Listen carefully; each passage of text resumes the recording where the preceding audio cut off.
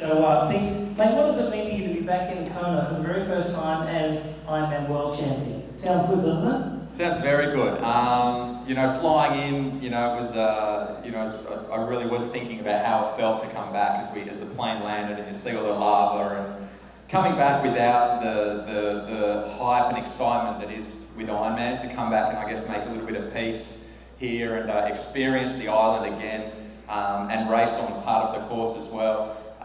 It was a fantastic opportunity for me. I'm really excited about the race tomorrow, and also, the first time I get to wear this jersey since last year in October, and this is sort of basically the start of my season, so I'm really looking forward to it. It's pretty cool, when I won, they didn't have anything because Lycra wasn't invented at that time. So I'm really jealous. Diana. Yeah, jersey. It's tired ass. Anyway, so I want to ask you a couple of questions which will refer, to a lot of our athletes out there today. A lot of our athletes here, for the most part, have not raced on the Big Island before. So if you were to give some advice to our first timers out there, because we know that anything's quite possible out there, especially with the weather. What would be your advice? So go through a couple of things, and especially something like wheel selection and position on the bike, especially if it does blow.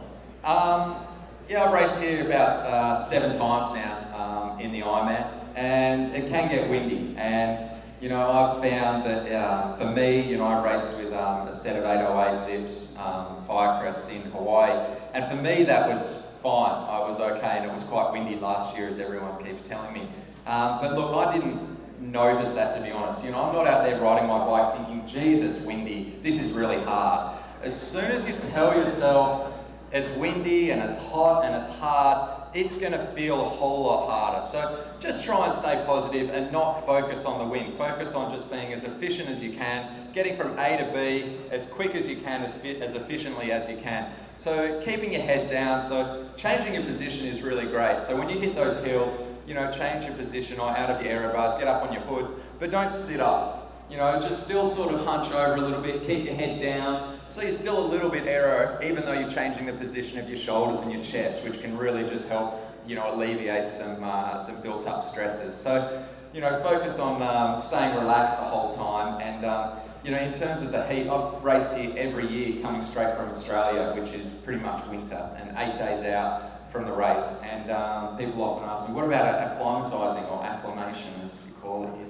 And, That's very well done. I'm impressed you speak 2 languages. I do. I speak New Zealand, Canadian, Australian. British. Yeah. USA. American. So, back to my story. Acclimatising is, for me, I don't think physiologically a lot happens. Obviously when you acclimatise, you end up sweating more, and that's obviously not something you want to do so much on race day. You want to sweat a little bit less if you can. So, it's all in the mind for me for acclimatising. As long as you get out there and you're aware that it is going to be a bit warm, but don't acknowledge it. Tell yourself it's not that hot. Picture yourself, running on a nice, cool, breezy day back in winter somewhere, and it really does work. The more you say to yourself, this is hot, this is oppressive and tough, it's just going to weigh on you. And so it's all up in the mind. As anyone that's done Ironman will tell you, and anyone who's done Ironman well, I should say, will tell you that the majority of the race comes down to your head. So control those thoughts and stay strong. All right, so now they've got about 15 hours before now, on the start of the race, and before they do the dance of 1,000 headless monkeys. Because you are all doomed. This is a tough race, but that's okay. Pete, what would be your advice? Last question. What would be your advice? What are you going to do now, between now and the race, and what type of nutrition? What are you going to eat and what time? And then what time are you going to get up in the morning and get down to the race? From here, I'm going to go home and have a lay down in bed. It's been a busy morning. I've checked my bike in already. I've done all the other things. I had a little swim at Hapuna Beach, which was really just a float to check out the turtles. I didn't do anything tough at all. Lay down. I'm going to eat fruit, nuts, and some, tuna fish and beans and rice. Stuff that I eat consistently throughout my training. So everybody stick to what you always eat.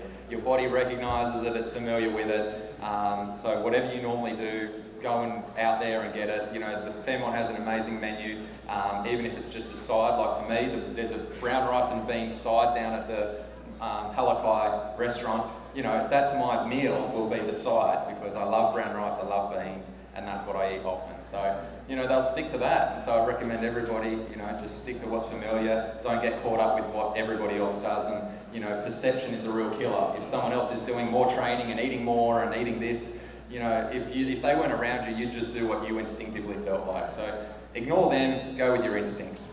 Yep. And then what time are you going to head down to the race in the morning? I don't know, I'm not one for early starts, as my wife will attest to. I'm always running a bit late, but, you know, not late, I won't be stressed. I'll be there, I don't know, probably about, you know, I'll probably get there around 6 o'clock or something like that. Just enough time just to pump the tyres up, put the bottles on the bike. I have nothing else to do. I'm not going to stuff about in transition and worry about other things. It's very basic, keep it simple, and, you know, you'll be fine on race day. And stick to your plan. Yeah, so your race starts at 7:50, for the rest of them they start at 6:50, so just so I think it's a little bit of a chance. Is that alright? Yeah. I'm getting an hour head start, yeah. Ladies and gentlemen, your 2012 World Champion.